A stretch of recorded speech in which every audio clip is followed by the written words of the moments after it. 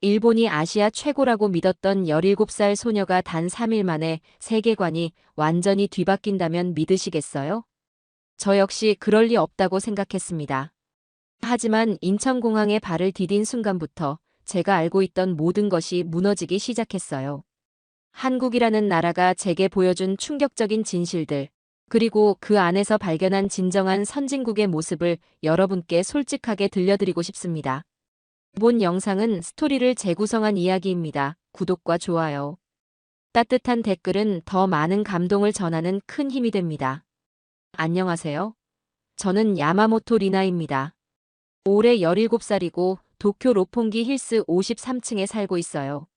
아버지는 일본 최대 전자기업인 야마모토 그룹의 회장이시고 어머니는 유명한 피아니스트세요. 저는 도쿄에서 가장 명문으로 꼽히는 사쿠라 여학교에 다니고 있습니다. 우리 집 거실 통창으로 보이는 도쿄만의 야경은 정말 환상적이에요.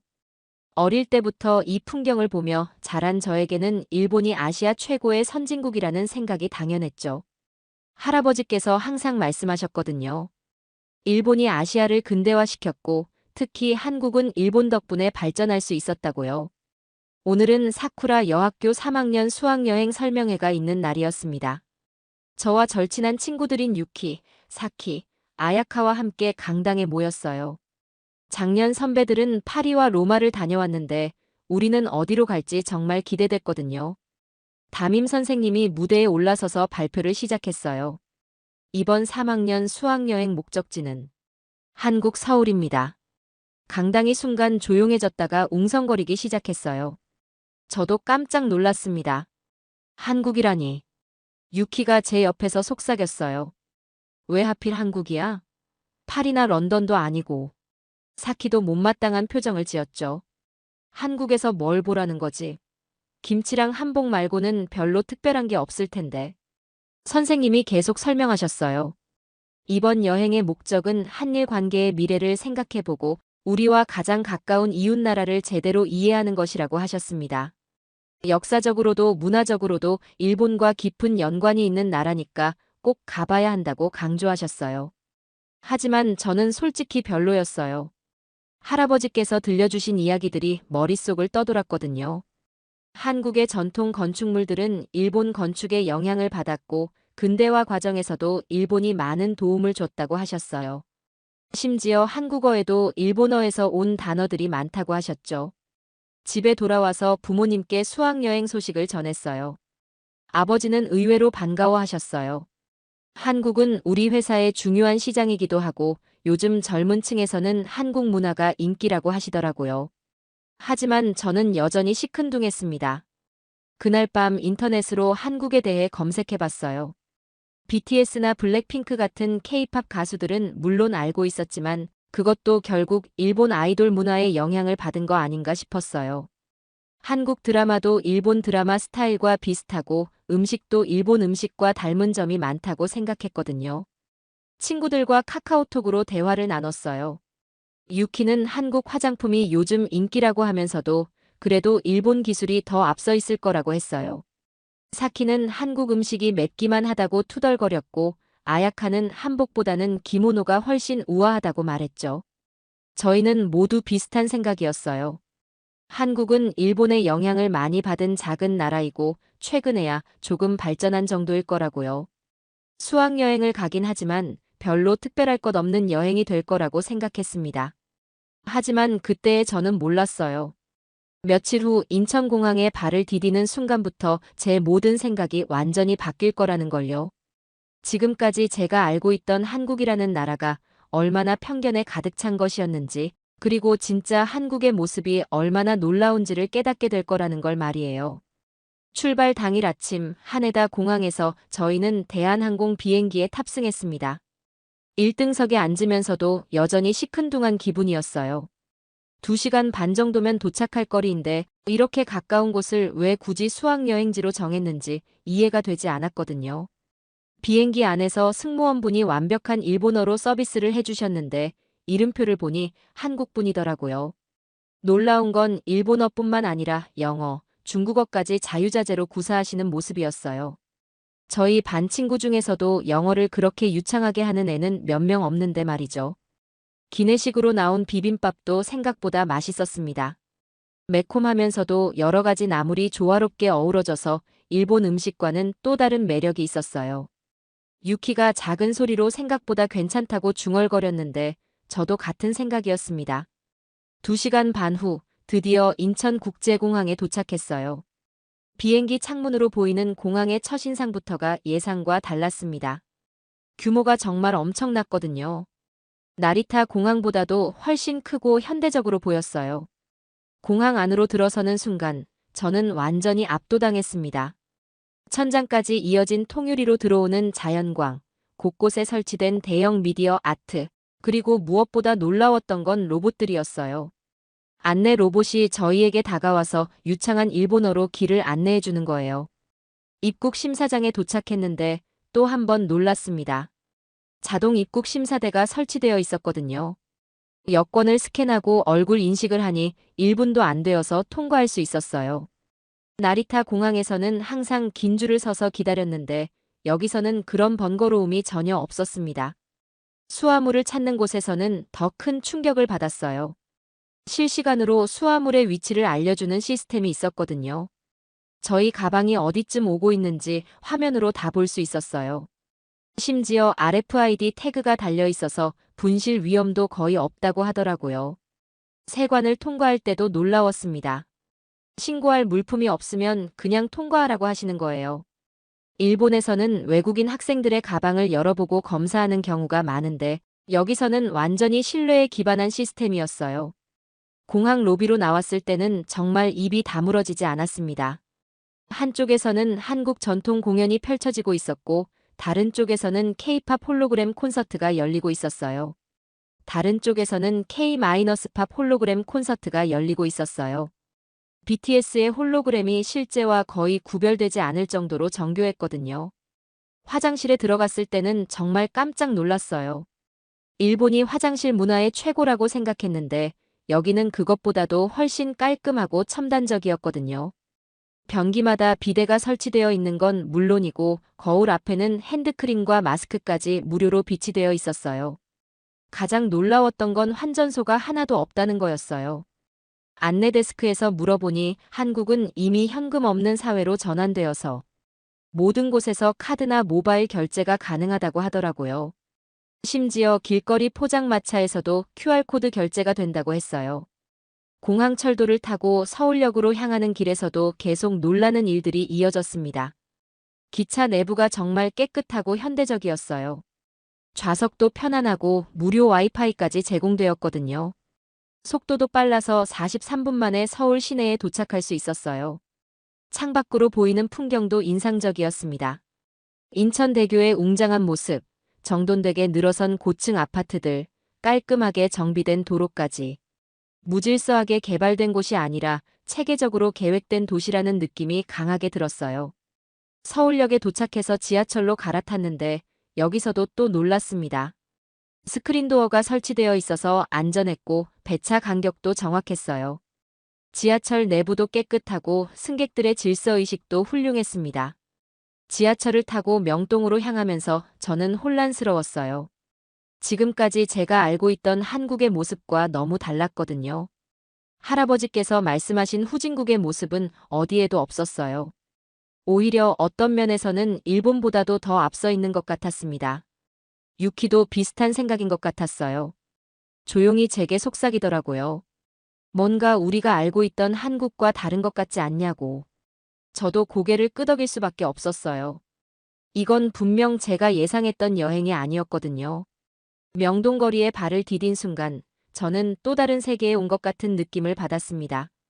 거리 곳곳에서 들려오는 다양한 언어들 마이너스 영어, 중국어, 일본어, 그리고 한국어가 자연스럽게 어우러지고 있었어요. 이곳이 진정한 국제적인 관광지라는 걸 실감할 수 있었습니다. 가장 먼저 눈에 띈 건 거리의 청결함이었어요. 이렇게 많은 사람들이 북적거리는데도 바닥에 쓰레기 하나 보이지 않았거든요. 쓰레기통도 그리 많지 않은데 어떻게 이렇게 깨끗할 수 있는지 신기했습니다. 나중에 알게 된 건데 한국 사람들은 쓰레기를 집에 가져가서 버리는 문화가 있다고 하더라고요. 저희 선생님이 자유시간을 주셔서 친구들과 함께 쇼핑을 시작했어요. 화장품 가게에 들어갔는데 직원분이 유창한 일본어로 상품을 설명해 주시는 거예요. 그런데 단순히 언어만 잘하는 게 아니라 제품에 대한 전문 지식이 정말 해박했어요. 특히 놀라웠던 건 한국 화장품의 기술력이었습니다. 비비크림이나 쿠션 파운데이션 같은 제품들이 모두 한국에서 개발된 거라고 하더라고요. 일본에서도 인기가 많은 제품들인데 원조가 한국이었다니 정말 충격이었어요. 심지어 세계적인 화장품 브랜드들도 한국의 기술을 벤치마킹한다고 했습니다. 점심시간이 되어서 한국 전통 음식점에 들어갔어요. 메뉴판을 보니 일본어 번역이 완벽하게 되어 있었고 직원분도 저희가 일본 학생이라는 걸 알고 친절하게 설명해 주셨습니다. 주문한 불고기와 냉면을 먹어보니 정말 맛있었어요. 일본 음식과는 완전히 다른 독특한 맛이었거든요. 식사를 마치고 나서 카페에 들어갔어요. 3층짜리 큰 카페였는데 직원이 단 한 명뿐이었어요. 신기해서 물어보니 무인 시스템이라고 하더라고요. 주문은 키오스크로 하고 음료는 로봇이 서빙해준다고 했어요. 정말 미래적인 시스템이었습니다. 카페에서 음료를 마시며 쉬고 있는데 갑자기 제가 큰일 났다는 걸 깨달았어요. 에르메스 지갑이 없어진 거예요. 500만 엔짜리 한정판 지갑이었는데 안에는 현금과 카드들이 모두 들어있었거든요. 어디서 잃어버렸는지 기억도 나지 않았어요.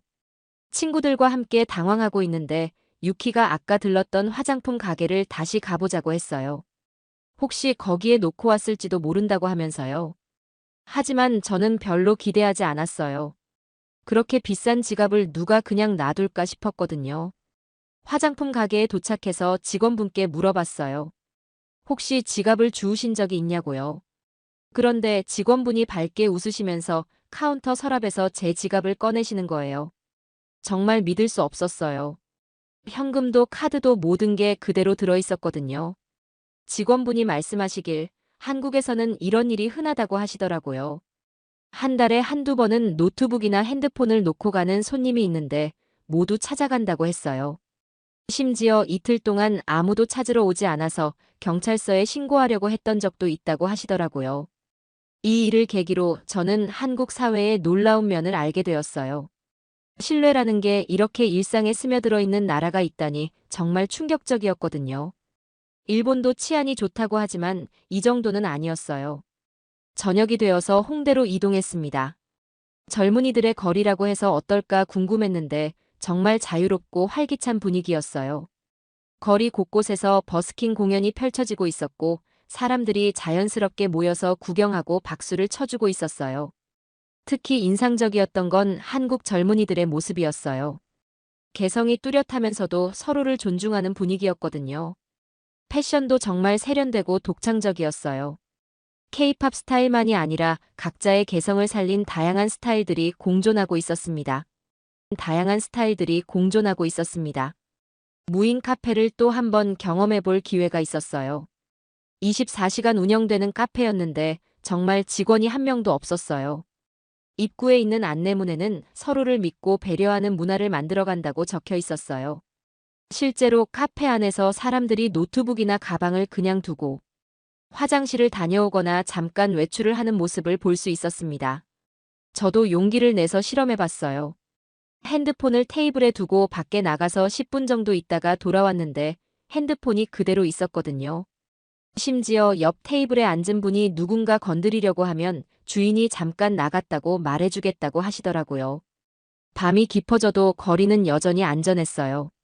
여학생들끼리 걸어다녀도 전혀 위험하지 않았거든요. CCTV가 곳곳에 설치되어 있기도 하고 경찰관들이 자주 순찰을 도시더라고요. 하지만 무엇보다 시민들의 의식 수준이 높다는 걸 느꼈어요. 호텔로 돌아가는 길에 저는 깊은 생각에 잠겼습니다. 하루 종일 경험한 일들이 너무나 충격적이었거든요. 한국이 이렇게 안전하고 신뢰할 수 있는 사회라니 지금까지 제가 갖고 있던 편견이 얼마나 잘못된 것이었는지 깨닫게 되었어요. 둘째 날 아침, 저희는 경복궁으로 향했습니다. 궁궐 견학 전에 한복 체험을 하기로 되어 있었어요. 솔직히 말하면 별로 기대하지 않았습니다. 기모노에 비해서 화려하지도 않고 우아하지도 않을 거라고 생각했거든요. 한복 대여점에 들어가자마자 생각이 바뀌기 시작했어요. 종류가 정말 다양했거든요. 전통 한복부터 현대적으로 변형된 한복까지 수백 벌이 걸려 있었어요. 색감도 기모노와는 완전히 달랐어요. 은은하면서도 고급스러운 색조화가 정말 아름다웠습니다. 직원분이 저에게 어울리는 한복을 골라주셨어요. 연한 분홍색 치마에 하얀색 저고리였는데 입어보니 정말 편안했어요. 기모노처럼 답답하지도 않고 움직이기도 편했거든요. 특히 저고리의 곡선이 정말 우아했어요. 한국 사람들이 베레선이라고 부른다고 하더라고요. 직원분이 한복에 대해 설명해 주셨어요. 한복은 평면 재단인데도 입으면 입체적인 실루엣이 나온다고 하시더라고요. 이건 서양 복식에서도 찾기 힘든 독특한 구조라고 했어요. 그리고 색상도 음양오행에 따라 조화를 이루도록 만들어진다고 하셨습니다. 한복을 입고 경복궁으로 들어갔어요. 한복을 입으면 입장료가 무료라고 해서 또 한 번 놀랐습니다. 전통 문화를 장려하는 정책이라고 하더라고요. 이런 세심한 배려가 정말 인상적이었어요. 경복궁에 들어서는 순간 저는 완전히 압도당했습니다. 지금까지 자금성의 모방품이라고 생각했는데 전혀 달랐거든요. 자금성은 거대하고 위압적인 느낌이지만 경복궁은 자연과 조화를 이루는 아름다움이 있었어요. 가이드분이 설명해 주시길 한국 건축은 자연을 정복하려 하지 않고 조화를 추구한다고 하셨어요. 그래서 건물들이 뒤편 산을 가리지 않고 자연스럽게 배치되어 있다고 했습니다. 정말 그런 것 같았어요. 규모는 작아도 훨씬 아름다웠거든요. 근정전 앞에서 사진을 찍고 있는데 같은 한복을 입은 한국 여학생이 저에게 다가왔어요. 한복이 정말 잘 어울린다고 하면서 완벽한 일본어로 말을 거는 거예요. 깜짝 놀라서 어떻게 일본어를 이렇게 잘하냐고 물었더니 자신도 고등학생이고 일본어를 전공하고 있다고 하더라고요. 그 학생의 이름은 김수진이었어요. 서울의 한 외국어 고등학교에 다니고 있다고 했습니다. 일본어뿐만 아니라 영어, 중국어까지 구사할 수 있다고 하더라고요. 저보다 한 살 어린데도 이렇게 뛰어난 언어 실력을 갖고 있다니 정말 놀라웠어요. 수진이와 함께 궁궐을 둘러보면서 많은 이야기를 나눴습니다. 수진이가 한국의 역사와 문화에 대해 자세히 설명해 주었는데 제가 알고 있던 것과는 완전히 달랐어요. 특히 조선시대의 과학기술에 대한 이야기는 정말 흥미로웠습니다. 수진이는 한글에 대해서도 열정적으로 설명해 줬어요. 세종대왕이 백성들을 위해 만든 문자라는 건 알고 있었지만 그 과학적 원리까지는 몰랐거든요. 자음은 발음기관의 모양을 본떠서 만들었고 모음은 천지인을 형상화했다는 얘기를 들으니 정말 신기했어요. 수진이가 직접 제 이름을 한글로 써주면서 설명해줬어요. 24개 문자로 11,172개의 소리를 표현할 수 있다고 하더라고요. 심지어 일본어의 모든 발음도 한글로 표기할 수 있다고 했어요. 실제로도 한국에서는 일본어를 한글로 표기하는 경우가 많다고 하더라고요. 점심시간이 되어서 수진이가 궁중요리 체험을 제안했어요. 경복궁 근처에 있는 한정식당에서 조선 왕실의 음식을 현대적으로 재해석한 요리를 맛볼 수 있다고 하더라고요. 호기심이 생겨서 함께 가기로 했습니다. 한정식이 나오는데 정말 예술작품 같았어요. 하나하나가 색깔도 아름답고 맛도 정말 훌륭했어요. 수진이가 각 음식에 담긴 의미와 조리법을 설명해주니 더욱 흥미로웠습니다. 궁중 요리는 단순히 맛만을 위한 게 아니라 건강과 조화를 중시한다고 하더라고요. 식사를 하면서 수진이에게 한국 교육에 대해 물어봤어요. 한국 학생들이 공부를 정말 열심히 한다는 얘기는 들었지만 실제로는 어떤지 궁금했거든요. 수진이가 말하길 확실히 경쟁이 치열하지만 요즘은 창의성과 인성교육도 많이 강조한다고 하더라고요. 특히 토론 수업이 인상적이었어요. 한국 학생들은 어릴 때부터 자신의 의견을 논리적으로 표현하는 훈련을 받는다고 했어요. 선생님이나 부모님의 의견에도 합리적인 반박을 할 수 있다고 하더라고요. 일본의 교육 방식과는 정말 달랐습니다. 수진이는 장래 희망이 외교관이라고 했어요. 한일 관계 개선에 기여하고 싶다고 하더라고요. 그런데 놀라운 건 한국을 일방적으로 좋게 말하지 않는다는 거였어요. 한국도 문제가 많다고 솔직하게 말하면서 그래도 계속 발전해 나가고 있다고 했습니다. 오후에는 국립한글박물관을 함께 가보기로 했어요. 수진이가 꼭 보여주고 싶은 곳이 있다고 하더라고요. 박물관에 도착하니 정말 현대적이고 세련된 건물이었어요. 내부는 인터랙티브 전시로 가득했습니다. 한글이 만들어지는 과정을 3D 애니메이션으로 보여주는 전시가 특히 인상적이었어요. 세종대왕이 백성들을 위해 얼마나 많은 고민을 했는지 알 수 있었거든요. 당시 양반들이 한글 창제를 반대했다는 사실도 처음 알게 되었어요. 체험 코너에서 직접 한글을 만들어보는 경험도 해봤어요. 정말 간단한 원리로 모든 소리를 표현할 수 있다는 게 신기했어요. 수진이가 말하길 유네스코에서 세계 기록유산으로 지정한 이유도 그 독창성 때문이라고 하더라고요. 박물관을 나오면서 수진이가 저에게 질문을 했어요. 한국에 와서 가장 놀라웠던 게 뭐냐고요? 저는 솔직하게 대답했어요. 지금까지 한국에 대해 잘못 알고 있었다는 것이 가장 충격적이라고요. 수진이는 웃으면서 그럴 수 있다고 자신도 일본에 대해 편견이 있었다고 했어요. 셋째 날은 한국의 첨단 기술을 체험하는 날이었어요. 수진이가 특별히 시간을 내서 저희와 함께 해주기로 했습니다. 첫 번째 목적지는 삼성 디지털 시티였어요. 세계적인 기업의 본사를 직접 볼 수 있다는 생각에 정말 기대됐거든요. 삼성 디지털 시티에 도착하자마자 그 규모에 압도당했습니다. 수원에 위치한 이 거대한 캠퍼스는 마치 하나의 도시 같았어요. 안내를 받으며 들어간 전시관에서는 삼성의 최신 기술들을 직접 체험할 수 있었습니다. 가장 놀라웠던 건 반도체 기술이었어요. 세계 최초로 3나노미터 공정을 개발했다고 하더라고요. 이 기술로 만든 칩은 기존보다 30% 더 작으면서도 성능은 50%나 향상됐다고 했어요. 아버지 회사에서도 이런 첨단 기술은 보지 못했거든요. 다음으로 본 건 폴더블 디스플레이 기술이었습니다. 접었다 펼 수 있는 화면이 정말 신기했어요. 10만 번을 접었다 펴도 손상되지 않는다고 하더라고요. 담당자분이 설명해 주시길 이 기술은 전 세계에서 삼성이 유일하게 상용화에 성공했다고 하셨어요. 8K 화질의 QLED TV도 체험해봤는데 화질이 정말 놀라웠어요. 실제와 구별하기 어려울 정도로 선명하고 생생했거든요. 일본의 소니나 파나소닉보다도 훨씬 뛰어난 기술이라는 걸 인정할 수밖에 없었어요. 수진이가 저에게 한국 기업들의 특징을 설명해줬어요.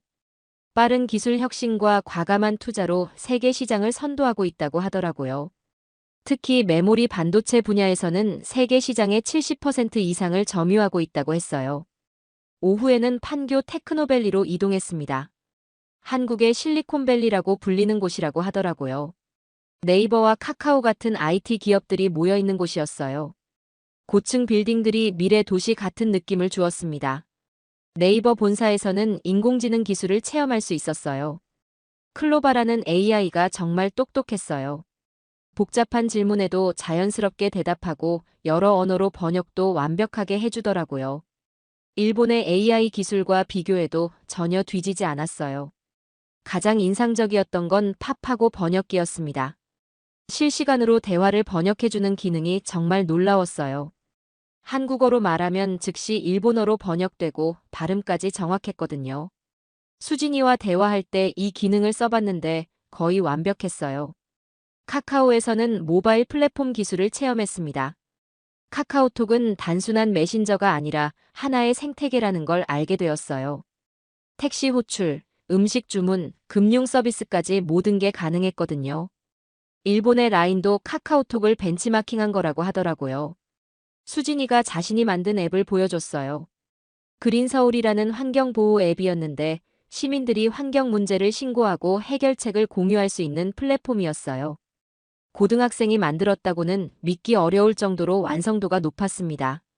수진이가 말하길 한국에서는 중고등학교부터 코딩 교육이 의무화되어 있다고 하더라고요. 단순히 프로그래밍만 배우는 게 아니라 창의적 사고와 문제 해결 능력을 기르는 교육이라고 했어요.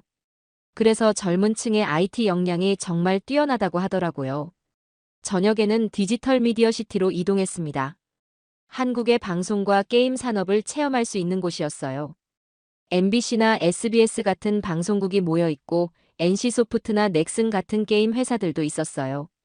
게임 체험관에서는 한국 게임의 기술력을 직접 느낄 수 있었습니다. 리니지나 메이플 스토리 같은 게임들이 모두 한국에서 개발된 거라고 하더라고요.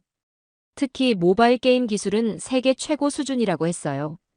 방송 스튜디오도 견학했는데 가상현실 기술을 활용한 최첨단 시설이었어요. 아나운서가 실제로는 작은 스튜디오에 있지만 화면에서는 거대한 뉴스룸에 있는 것처럼 보이게 하는 기술이 정말 신기했어요. 수진이가 한국 콘텐츠 산업에 대해 설명해줬어요. 드라마, 음악, 게임, 웹툰까지 모든 분야에서 세계적인 성공을 거두고 있다고 하더라고요. 특히 넷플릭스 같은 글로벌 플랫폼에서 한국 콘텐츠의 인기가 정말 높다고 했어요. 하루 종일 한국의 기술력을 체험하고 나니 정말 충격적이었어요. 지금까지 일본이 기술 강국이라고 생각했는데 한국이 어떤 분야에서는 훨씬 앞서 있다는 걸 인정할 수밖에 없었거든요. 특히 IT와 디스플레이, 반도체 분야에서는 세계 최고 수준이었어요. 수진이와 치킨을 먹으며 나눈 대화가 저에게 큰 깨달음을 줬어요. 기술은 사람을 행복하게 만들어야 한다는 그녀의 철학이 정말 인상적이었거든요. 한국의 기술 발전이 단순히 경제적 이익만을 위한 게 아니라 사람들의 삶을 더 편리하고 풍요롭게 만들기 위한 거라고 하더라고요. 그날 밤 호텔에서 친구들과 대화를 나눴어요. 모두들 한국의 기술력에 정말 놀랐다고 했어요. 특히 유키는 자신이 쓰고 있는 스마트폰의 화면과 메모리가 모두 한국산이라는 걸 알고 충격받았다고 하더라고요. 저는 그날 밤 깊이 생각했어요. 기술의 진정한 가치는 무엇인지, 그리고 앞으로 제가 어떤 꿈을 가져야 할지에 대해서요. 수진이처럼 기술을 통해 세상을 더 나은 곳으로 만들고 싶다는 생각이 들기 시작했습니다. 넷째 날 아침, 수진이가 특별한 곳으로 저희를 안내했습니다. 바로 하이브 엔터테인먼트 본사였어요. BTS가 소속된 회사라고 하니 정말 설렜어요. 일본에서도 BTS의 인기는 정말 대단했거든요. 하지만 그저 아이돌 그룹 정도로만 생각했는데 실제로 보게 된 한류의 규모는 상상을 뛰어넘었습니다. 하이브 본사 로비에는 전 세계에서 온 팬들이 있었어요. 미국, 유럽, 동남아시아 등 정말 다양한 나라에서 온 사람들이었거든요. 견학 프로그램에 참여하면서 K-팝 산업의 시스템을 알게 되었는데 단순히 노래만 잘하면 되는 게 아니라 춤, 연기, 언어, 심지어 철학까지 배운다고 하더라고요. 연습생들이 하루에 12시간씩 훈련하는 모습을 보니 정말 놀라웠어요. 한국 연습생뿐만 아니라 일본, 중국, 태국, 미국 등 다양한 국가 출신의 연습생들이 함께 꿈을 위해 노력하고 있었거든요. BTS의 러브 유어셀프 캠페인처럼 자존감과 희망의 메시지를 전하는 것이 K-팝의 핵심이라고 했어요. 오후에는 CJ ENM을 방문했습니다. 드라마 제작 스튜디오는 정말 규모가 컸어요. 조선시대 궁궐부터 현대적인 오피스까지 다양한 배경을 완벽하게 재현해 놓았더라고요. 촬영 현장에서 수십 명의 스태프들이 각자의 역할에 최선을 다하는 모습을 보니 모든 분야의 기술력이 세계 최고 수준이라는 걸 느낄 수 있었어요. 담당자분이 설명해 주시길 한국 드라마는 단순한 오락을 넘어 인간의 감정과 가치관을 깊이 있게 다룬다고 하더라고요. 가족, 사랑, 우정 등 보편적인 주제를 한국적 정서로 풀어내는 것이 매력이라고 했어요. 오징어 게임, 킹덤, 사랑의 불시착 등이 넷플릭스를 통해 전 세계적 성공을 거둔 것도 그 때문이라고 하더라고요. 저녁에는 수진이와 홍대 앞 라이브 클럽에 갔어요. 인디 음악부터 힙합, 록까지 다양한 장르의 음악이 있었고 관객들이 적극적으로 호응하며 뮤지션과 하나가 되어 음악을 만들어가는 모습이 인상적이었어요. 한 밴드가 일본어로 노래를 불렀는데 발음도 완벽하고 감정 표현도 자연스러웠거든요. 치킨과 맥주를 먹으며 수진이와 더 깊은 대화를 나눴어요. 한류의 진정한 의미는 단순히 한국 문화를 전파하는 게 아니라 전 세계 사람들과 소통하고 공감하는 것이라고 하더라고요. 언어와 문화의 장벽을 넘어 인간의 보편적 감정을 나누는 것이 한류의 본질이라고 했어요. 가장 놀라웠던 건 한류의 경제적 효과였어요. 문화 콘텐츠 수출액이 연간 120억 달러를 넘어서서 반도체나 자동차와 비슷한 수준이라고 하더라고요. K-팝이나 K-드라마를 좋아하게 된 외국인들이 한국어를 배우고 한국 음식을 먹고 한국 제품을 사용하게 되는 파급 효과까지 생각하면 그 영향력은 정말 어마어마했어요. 수진이는 자신도 외교관이 되어서 한류의 일부가 되고 싶다고 했어요. 한국의 문화를 올바르게 알리고 다른 나라 사람들과 진정한 소통을 하고 싶다고 하더라고요. 작은 나라지만 큰 꿈을 꾸며 세계와 소통하고 인류 문화 발전에 기여하고 싶다는 그녀의 말이 정말 인상 깊었어요. 호텔로 돌아가면서 문화의 힘이 이렇게 클 줄은 정말 몰랐다는 생각이 들었어요. 한국이라는 작은 나라가 전 세계 사람들의 마음을 움직이고 있다니 정말 놀라웠거든요. 친구들도 모두 비슷한 감정이었어요. 일본도 애니메이션이나 게임으로 세계에 영향을 미치지만 한국의 한류는 규모나 파급력에서 정말 대단하다고 인정할 수밖에 없었어요. 마지막 날 아침, 저희는 전쟁기념관으로 향했습니다. 솔직히 말하면 조금 우울한 기분이었어요. 일본과 한국의 아픈 역사를 마주해야 한다는 생각 때문이었거든요. 하지만 수진이가 함께 가겠다고 해서 용기를 낼 수 있었습니다. 전쟁기념관에 들어서자마자 느껴진 건 엄숙함이었어요. 한국의 전쟁사가 체계적으로 전시되어 있었는데 가장 충격적이었던 건 임진왜란 전시관이었습니다. 지금까지 일본에서 배운 것과는 완전히 다른 관점의 역사가 펼쳐져 있었거든요. 이순신의 거북선이 당시 세계 최고의 해군 기술이었다는 사실, 그리고 7년간의 전쟁에서 조선이 결국 일본군을 물리쳤다는 역사적 사실들이 생생하게 전시되어 있었어요. 수진이가 조용히 설명해줬어요. 한국 사람들은 과거의 아픔을 기억하지만 그것에만 매달리지 않는다고 하더라고요. 오히려 그 경험을 바탕으로 더 강한 나라를 만들어가고 있다고 했습니다. 일제강점기 전시관에서는 더 큰 충격을 받았습니다. 35년간의 기록이 구체적인 자료와 함께 전시되어 있었는데 놀라웠던 건 그 전시 방식이었어요. 감정적으로 접근하지 않고 객관적인 사실들만 담담하게 보여주고 있었거든요. 유관순 열사처럼 어린 나이에도 조국의 독립을 위해 목숨을 바친 사람들의 이야기를 보며 가슴이 뭉클해졌습니다.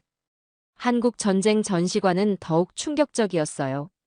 분단의 아픔과 동족 상잔의 비극, 그리고 그 속에서도 굴복하지 않고 자유민주주의를 지켜낸 한국인들의 의지를 느낄 수 있었거든요. 가장 놀라웠던 건 한국 전쟁 이후의 발전상이었어요. 1953년 휴전 이후 불과 70년 만에 세계 10위 경제 대국이 된 것이 정말 믿기 어려웠거든요. 수진이가 설명해 주길 한국의 발전 비결은 교육에 대한 열정과 끊임없는 도전 정신이라고 하더라고요. 자원이 없는 나라에서 사람이 유일한 자원이었기 때문에 교육에 모든 것을 걸었다고 했어요. 그 결과 짧은 시간에 놀라운 발전을 이룰 수 있었다고 하더라고요.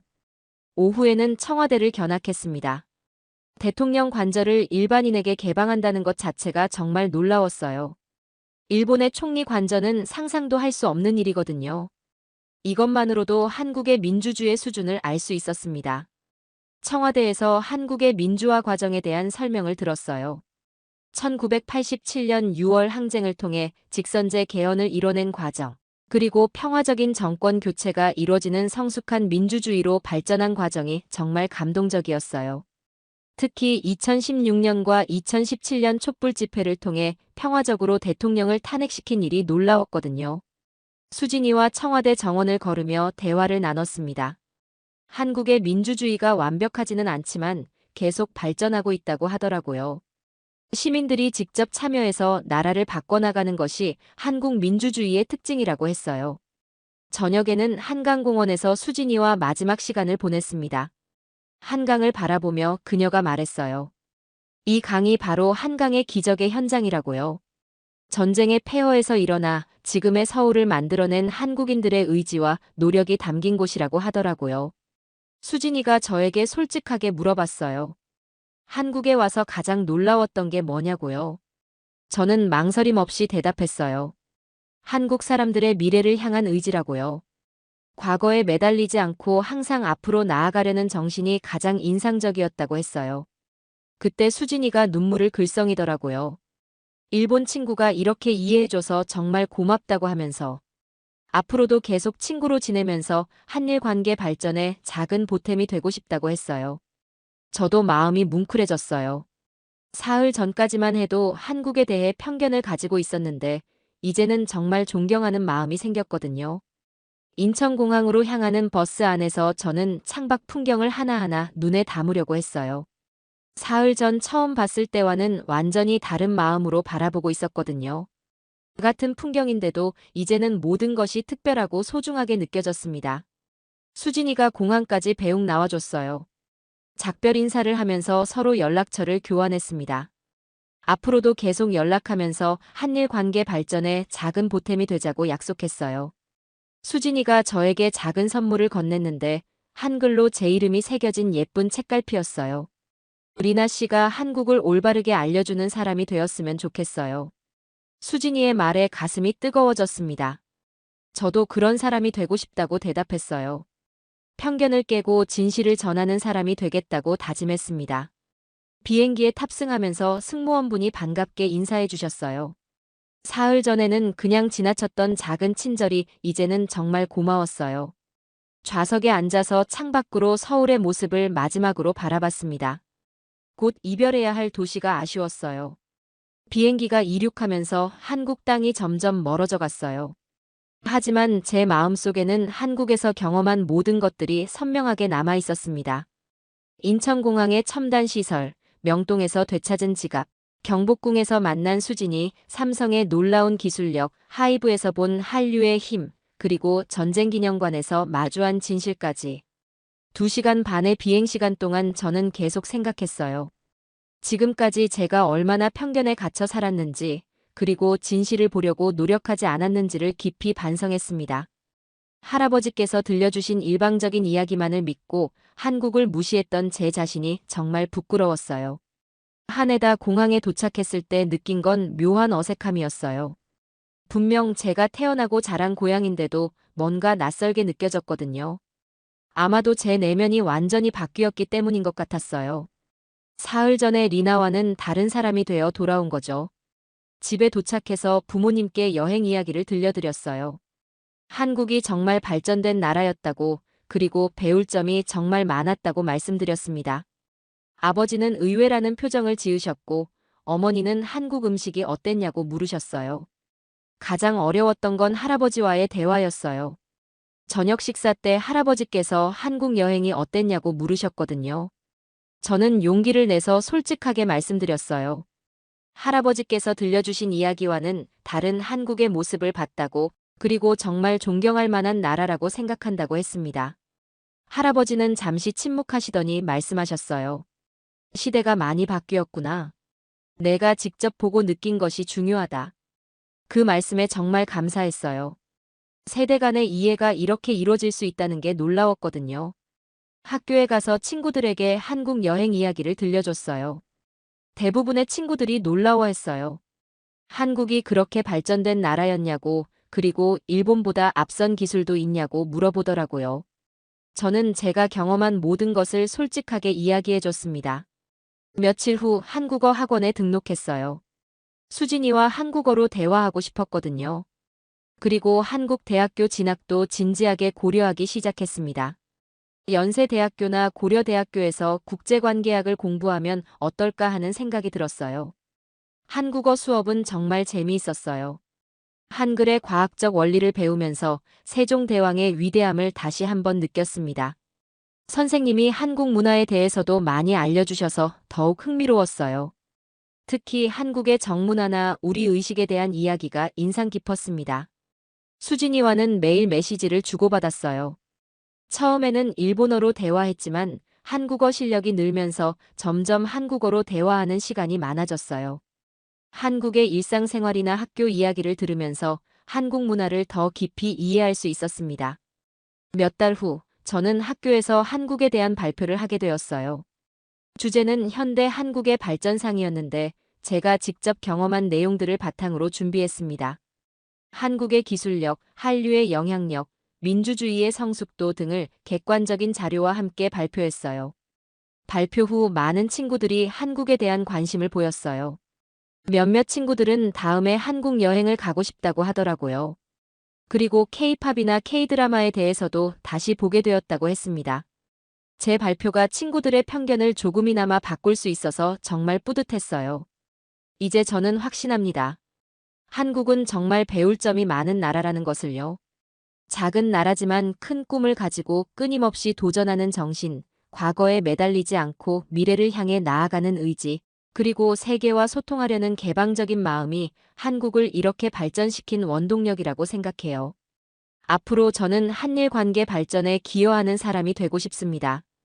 편견을 깨고 진실을 전하는 일을 계속하고 싶어요. 그리고 언젠가는 수진이처럼 두 나라를 이어주는 다리 역할을 하는 사람이 되겠습니다.